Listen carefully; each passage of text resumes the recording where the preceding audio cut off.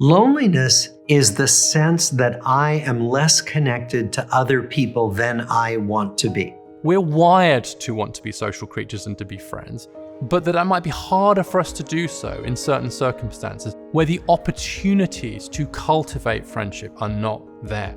When we hold back from other people, it often brings harm to our personal health and well-being.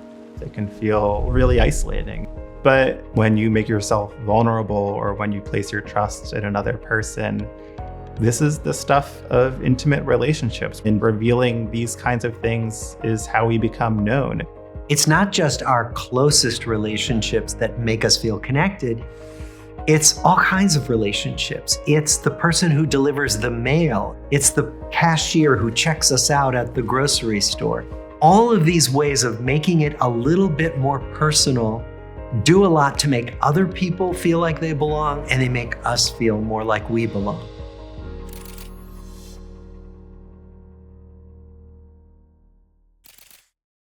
Hey Big Thinkers, we'll get back to the video in a moment, but first we want to talk to you about the sponsor of today's video, BetterHelp.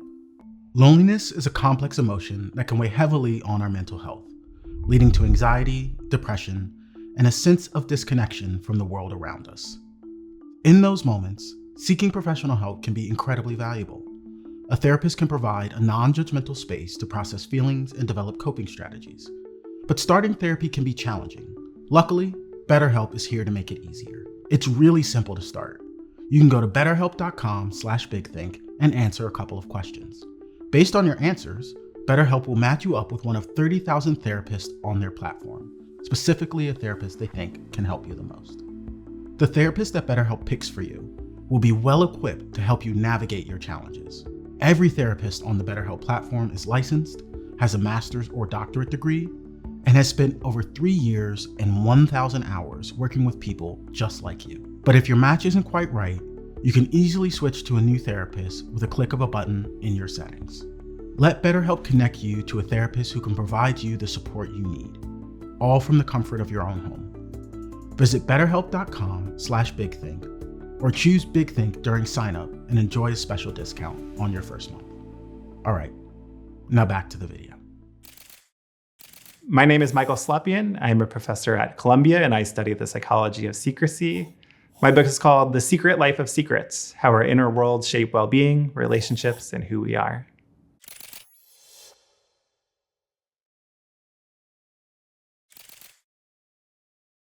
Secrets are all around us.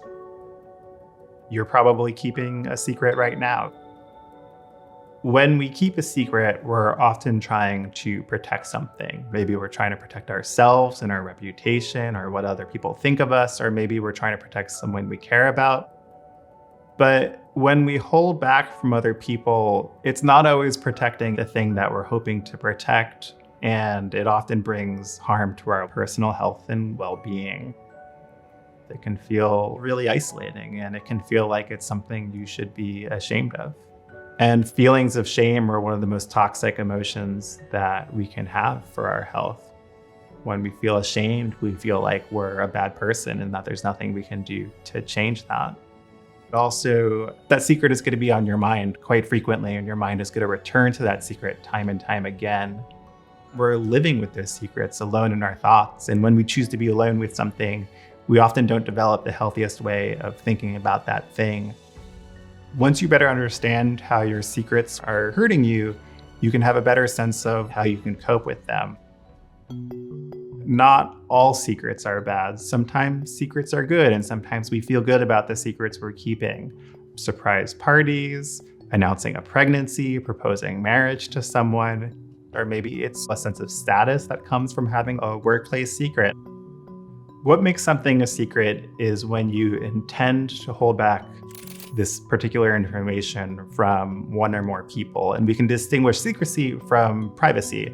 Privacy is not a specific intent to hold information back, but it's just needing to be comfortable enough in the moment to reveal something sensitive. And our secrets can range from totally trivial to troubling. When I first started this research, one of the most important questions to understand is, what do people keep secret? We didn't even have a good understanding of that. And so I asked a couple thousand people, What's a secret you're currently keeping? And we found 38 different categories. And we know that these 38 categories of secrets are really comprehensive because when I ask someone open-ended, what is a secret you're currently keeping? 92% of the time, it fits one of the 38 categories from the list. And 97% of people say they have at least one of the secrets from the list right now. And the average person has 13 of those secrets at any given moment in time. The top 5 most common secrets are about lies we've told, romantic desire, our finances and money, sexual behavior, and what I call extra-relational thoughts, where you're in a romantic relationship with someone and you're having some romantic thought about another person. Other common secrets are family secrets, secret ambitions, secret beliefs, secret discontents, whether at work, social life, romantic life, or physical appearance. I forgot what my last item was. Oh yeah, cheating. A secret can harm you, unfortunately, so many ways, in that even if you're not hiding the secret in a given moment, it still could be burdensome to you. It could still be harming your well-being, and that's because people frequently feel ashamed of their secrets, isolated with their secrets, inauthentic for keeping those secrets. And when the secret deals with something that is an ongoing struggle or something we're trying to figure out, when we're alone with something, we tend to not figure it out. We're more likely to ruminate on that thing. And rumination is not just repetitive thinking, it's repetitive negative thinking. So it's all too easy to find the worst way to think about a secret when we're alone with it. Psychologist John Cacioppo said something once to the effect of, loneliness is so harmful to your health that it's equivalent to smoking a pack of cigarettes a day. And it just goes to show you that social relationships are such a huge part of life and feeling satisfied with that life. And when we choose to keep a secret in a very small way, or sometimes big way, we're choosing loneliness. We're choosing to be alone with something. But we don't have to be. It's all too easy to forget about the other side of secrecy, which is that sharing a secret with another person is a profound act of intimacy. If it takes courage to reveal something to someone, they'll recognize that. When you make yourself vulnerable or when you place your trust in another person, this is the stuff of intimate relationships. And revealing these kinds of things is how we become known. Mutual disclosure with others is one of the strongest predictors of relationship strength. It can feel really good to reveal a secret to someone. It can feel really good to have that weight lifted from your shoulders. But it turns out that's not what is helpful about revealing a secret. It's not that moment of catharsis. It's what happens after that, because the average person responds in a helpful way. The prototypical experience people have with confiding a secret is a helpful one. And that might be in part because we've chosen our confidants carefully, but it's also because there's so much that other people can offer that are really hard to find on our own. Someone can validate your experience or express sympathy and say, that must be so hard, or I'm here for you, or give guidance, advice, or emotional support. These are things that are so hard to find on our own, but are really easy for someone to provide to us. And so often that's what makes revealing a secret beneficial. If you ask a young child to tell you what a secret is, they might tell you that it's something you would only share with your best friend. They understand secrets are meant to be shared. This is how we get close to people. This is how we become known. This is how we get help. And when you choose to keep a secret, you're foregoing all those benefits. You don't have to share it with the person you're keeping it from, but talking about it with someone else often is so profoundly helpful. It deepens that relationship and gets you the help that you need.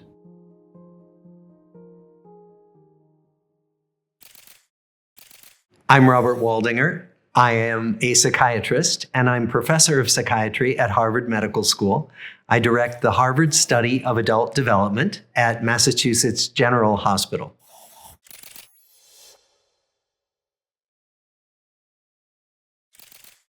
Loneliness is absolutely an epidemic in our society, but it's been growing for decades. Loneliness is the sense that I am less connected to other people than I want to be. It's a very subjective experience, and that makes it different too from isolation. So I can deliberately isolate myself and feel great about that, but only you can tell if you're lonely. And the fact is, you can be lonely in a crowd, you can be lonely in a marriage, you can also be very content and not lonely alone on a mountaintop. Starting in the 1950s and going all the way through to today, we know that people have been less and less invested in other people.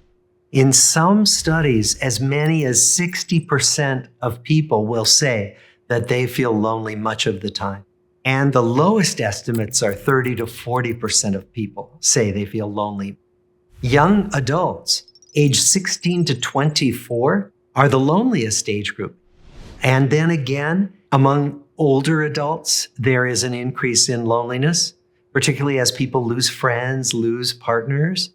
But loneliness is pervasive across the world, across all age groups, all income groups, all demographics. There are so many factors that are responsible for this loneliness epidemic. They did not just begin with the digital revolution.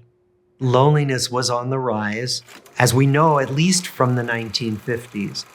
In part because of social dislocation, we've become a much more mobile society where the networks of family and friends get disrupted as people move for jobs and other kinds of opportunities like education. All of that is good on the one hand, but that it tears us away from the fabric of belonging that many of us are born into and spend much of our lives creating. Then there is the world of screens. So when television came into the American home, there was a decline in investing in our communities. People went out less, they joined clubs less often, they went to houses of worship less often, they invited people over less often. All of that seems to contribute to our increasing disconnection and our increasing levels of loneliness. That was made worse as the digital revolution gave us more and more screens to look at and software that was designed specifically to grab our attention, hold our attention, and therefore keep it away from the people we care about. We know that people with strong social bonds are much less likely to die in any given year than people without strong social bonds. There's good work by Julianne Holt-Lundstad, who is a researcher who studies loneliness, and what she finds is that loneliness is as dangerous to our health as smoking half a pack of cigarettes a day. We think that stress is one of the main causes of physical health breakdown that comes from loneliness. But there are probably other causes as well. And in addition, the research shows that people who are lonely in late life have more rapid brain decline. So we know that this same process of increased stress or decreased stress affects how our brains age. And many other studies show that the single choice we can make that's most likely to keep us on a good path of well-being is to invest in our relationships with other people. It's not just our closest relationships that make us feel connected. It's all kinds of relationships. It's the person who delivers the mail. It's the cashier who checks us out at the grocery store. It's all these casual encounters. All of these ways of making it a little bit more personal do a lot to make other people feel like they belong, and they make us feel more like we belong. Many people who are lonely feel that others don't want to be with them. And what we know is that lonely people can sometimes give off the message that they don't want to be approached because they're afraid of others, they're afraid of the world. And so it may be that lonely people can learn more about making gestures and giving off signals that say, I would like to connect. even when they're a little bit afraid to do so.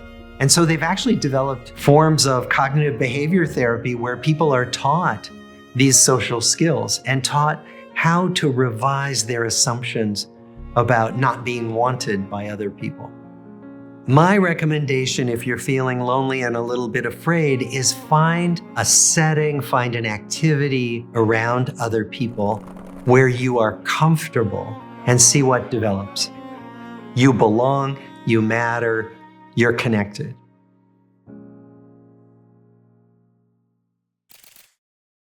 I'm Richard Reeves, and my latest book is Of Boys and Men: Why the Modern Male is Struggling, Why That Matters, and What to Do About It.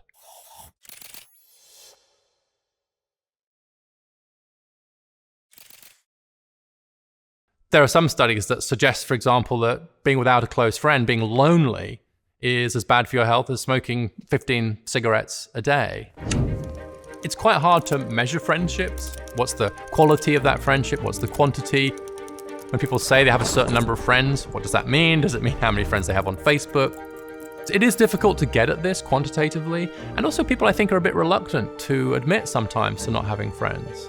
Loneliness is in some ways quite a stigmatized condition, and so actually getting people to admit to loneliness is something that social scientists really struggle with. I think a big question now is whether we're facing a friendship recession. That's a term that Daniel Cox, a scholar at the American Enterprise Institute, has used to describe this rise in the number of people who lack a certain number of close friends, who have fewer people to turn to in times of crisis. You need a shoulder to cry on, or at least someone to have a conversation with. That's less and less likely to be a friend now. And as society changes in all kinds of ways, technologically, economically, then I think it's important that we pay attention to what is very often an underappreciated human relationship, which is the friendship. Friendships come in all shapes and sizes and are also formed in very different ways and in very different places. One way we form friends is just by being at the same school as somebody, by growing up in the same place. Another way is through the situations you find yourself in, through work. There are also friends that you form through activities that are chosen, so through a voluntary activity or a sport, athletics. The fourth is online friendships. Those are friendships that are formed through a screen or over the internet in one kind or another without necessarily ever physically meeting that person. Across human history, there's always been a tribal size, I think, to friendship groups, which is somewhere in the teens, say between 12 and 15, perhaps, is a reasonable number to think about. And then there are close friends. Some people, of course, have no close friends, but most people have at least a close friend. And most people would say that the ideal number of close friends to have is somewhere around the 3 or 4 number. Friendship was something that the ancient philosophers used to take very seriously. If you go back to Aristotle, for example, in some ways seen as the ideal relationship. And one of the reasons why friendship is, I think, so important and so idealized is because it's a relationship of genuine and radical equality, and one in which you're not in the friendship in order to get something out of it for yourself. There's no sense of dependency, there's no sense of exchange. It's not a transactional relationship in any way. And in most other occasions, relationships do contain some kind of transaction, some kind of what's in this for me. But the definition of a friendship is a relationship where there is nothing in it for you other than the relationship. We've seen a decline in lots of traditional institutions, including the family, people marrying later if they do marry, obviously in areas like religion, in some cases the labor market. And so what that means is there's more of a need for people to have social relationships, connections outside of those institutions. That's where friends are hugely important. But during the same period, we've seen a real decline in the number of people who say that they have a number of close friends. There are a number of factors that could be getting in the way of forming friendships, particularly in 21st century US.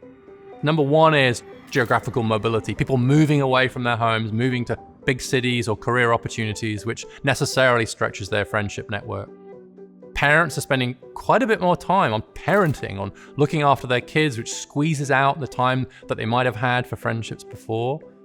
There's also a lot of emphasis on work and careers, what some scholars call workism, which is a sense that just your identity is so wrapped up in your work that you don't have as much energy and time left over for friends.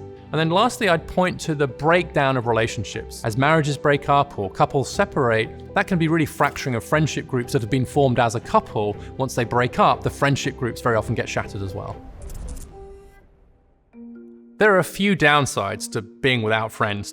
One is lack of access to opportunities. It turns out that many people get a lot of jobs and opportunities and chances to go and do things through their friends. So friends do act as a communications information channel. But there are some quite profound effects on health too, mental health and even physical health. It's not exactly clear what the causal relationships are, what's going on, but it is clear that having friends is protective of your health in various ways. And so it's not just that being without friends can make you isolated in a sort of economic or a social sense, but it can also make you sad. And being sad, it turns out, is also bad in terms of your physical as well as emotional health. Today, 15% of young men say that they don't have a close friend. That was just 3% back in the 1990s. And so we're seeing a five-fold increase in the number of men who have no close friends. Back in 1990, almost half of young men, 45%, said that if they had to turn to someone in a time of trouble, it would be to a close friend. But now that's dropped to about 22%. And in fact, there are more men, about 36%, who say that they would go to their parents. And so that's quite a radical transformation in the social networks that we've seen, particularly of young men. The pandemic has been a sort of stress test for our friendship networks. Interestingly, there we see that it's women who've been most affected, with more than half of women saying they'd lost touch with at least some of their friends. I think that's because female friendships are more based on physical relationships, on face-to-face time, whereas male friendships tend to be more mediated perhaps through activities or technology. We don't know for sure, but that gender gap is suggestive of the fact that women's friendships are more in need of more regular physical contact than male friendships are, which is maybe why women's friendships have borne the brunt of the impact of COVID on those friendship networks. There's obviously a dystopian version of how these trends could continue, which is a world of essentially atomized individuals without friends, isolated, sad, lonely, perhaps in ill health.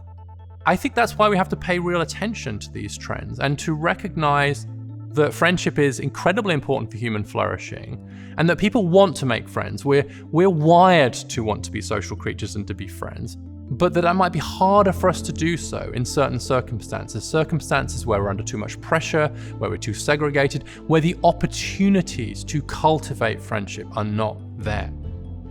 A key lesson that we learn is that friendships don't form themselves. Friendship is not a flower that just blooms all on its own. It's more like a woodworking project that you have to carve out and continue to work on.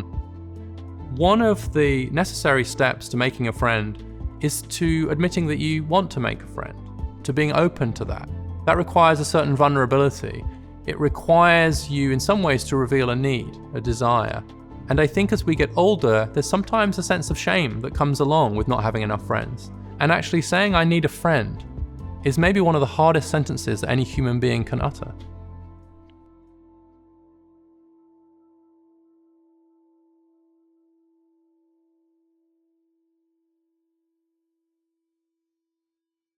Want to dive deeper? Become a Big Think member and join our members-only community, watch videos early, and unlock full interviews.